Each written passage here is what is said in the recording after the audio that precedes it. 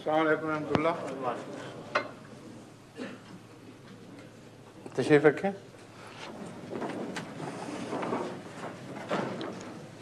امام صاحب آئیے. امام صاحب کہاں ہیں؟ ابھی بیٹھ جائیں کر اسی دیں ساتھ. آپ کے پاس وہ حوالوں کا بکشا بھی ہے؟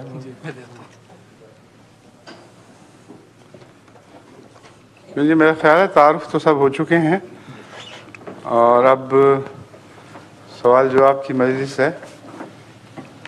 جو مہمان بھی چاہتے ہیں کچھ پوچھنا ہو تشریف لائیں. آپ کارروائی جاری کریں. السلام علیکم. آصف عزیز نیو ہیم سے تشریف لائیں اور اپنا سوال پیش کریں.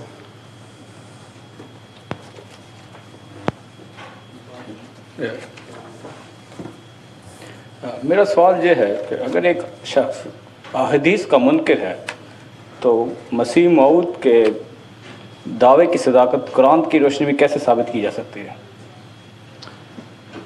اس سوال کے دو پہلو ہیں. اگر حدیث کا منکر ہے تو قرآن کا 100% قائل بھی نہ رہا. پہلا تو یہ مسئلہ ہے. اس کو تو پہلے قرآن کا قائل کرنا ضروری ہے ان معنوں میں کہ وہ جو حدیث تو روشنی ڈالنے والی قرآن کی آیات ہیں اور حدیث کی ضرورت کو ثابت کرتی ہیں. ان کو سمجھے بغیر بات مکمل نہیں ہو سکتی. کیونکہ واقعہ یہ ہے کہ اگر قرآن بھی پیش کیا جائے تو قرآن کی آیات کے مختلف معنی مختلف لوگ کرتے ہیں اور ایک ہی آیت کے متفرق معنی موجود ہیں ہماری تفاسیر میں بھی. تو منکر حدیث کے لیے یہ مسئلہ درپیش ہوتا ہے کہ وہ کہتا ہے تم نے یہ معنی کیے میں یہ معنی کرتا ہوں. تو قرآن بھی اس کو کافی نہیں. جو قرآن اور حدیث کو الگ کر دے وہ بد نصیب ہے. کیونکہ قرآن کریم نے خود یہ فرمایا ہے کہ ایسا شخص جو خدا اور رسول کے درمیان فرق کرتا ہے وہ ایمانداروں میں سے نہیں ہے. اب سوال یہ ہے وہ کون فرق کرنے والا ہے؟ مثلا قرآن کریم فرماتا ہے کہ جو تمہیں اللہ اور رسول کی اطاعت کرو. اللہ کی اطاعت تو سمجھ آ گئی. قرآن اللہ کا کلام ہے. رسول کی اطاعت پھر کیا چیز ہے؟ اگر حدیث کا کوئی وجود نہیں، اگر سنت کو کوئی اختیار نہیں ہے تو پھر وہ اطاعت جو رسول کی اطاعت ہے وہ کیا چیز ہے؟ کیوں خدا تعالیٰ فصیح و بلیغ کلام میں بے زائد الفاظ استعمال کرتا ہے کہ یہ کافی تھا اللہ کی اطاعت کرو.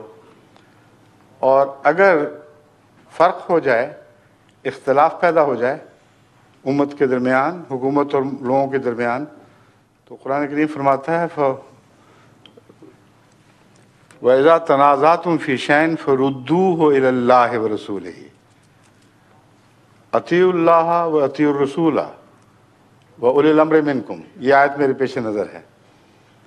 اللہ کی اطاعت کرو اور رسول کی اطاعت کرو.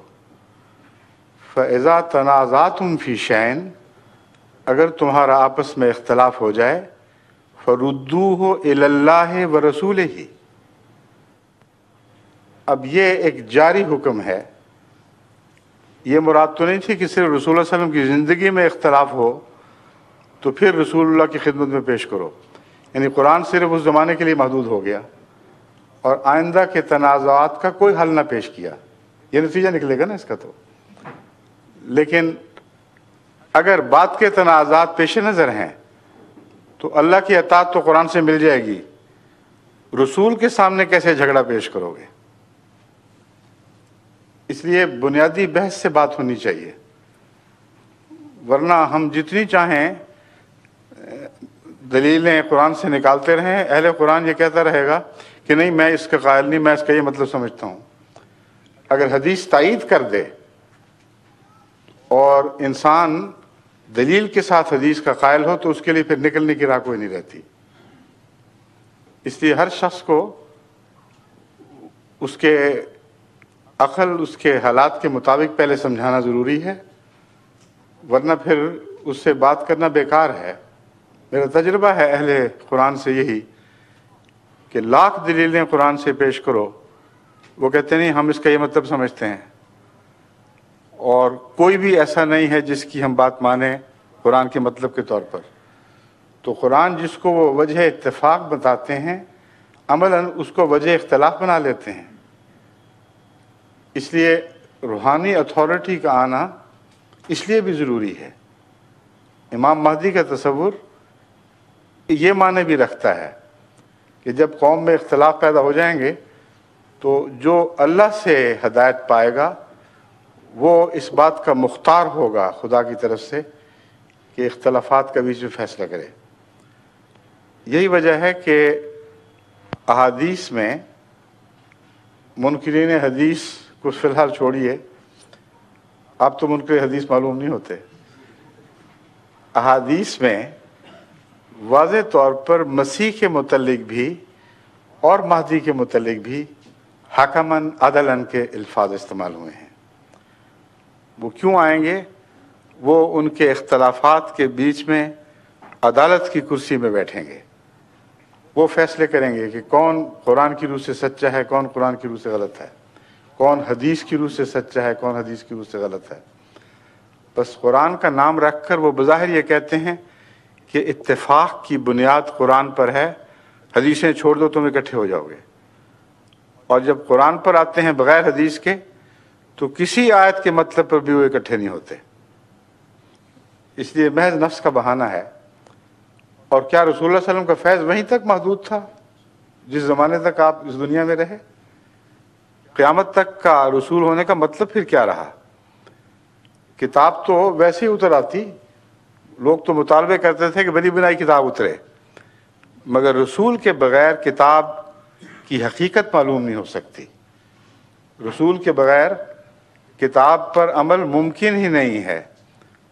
نمازیں کیا چیز ہیں، عبادتوں کی تفاصیل کیا ہیں، قرآن کریم میں کہاں تفاصیل موجود ہیں؟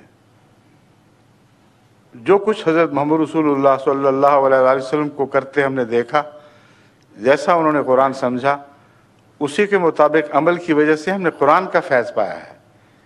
اس لیے جس کو قرآن عطا کیا گیا اس کے فیض کے بغیر قرآن کا فیض حاصل کرنا ایک دھوکے والا دعویٰ ہے، اس میں کوئی حقیقت نہیں ہے۔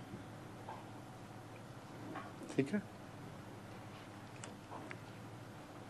اب اور بھی سوال ہوں گے، اگر اس سوال کو آپ دوسری طرح سے دہرانا چاہیں کہ قرآن اور حدیث سے مشترکہ دعوے دکھاؤ تو پھر میں بعد میں بات کروں گا۔ ٹھیک ہے؟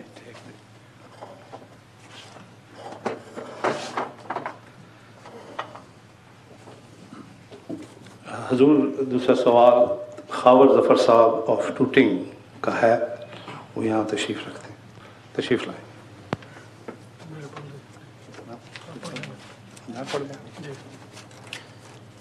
کہہ رہے ہیں کہ میں پڑھ دوں گا۔